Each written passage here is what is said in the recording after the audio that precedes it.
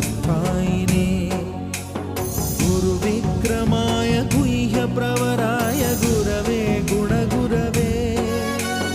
गुरुदैत्यकलक्षेत्रे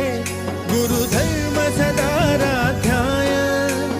गुरुपुत्रपरित्रात्रे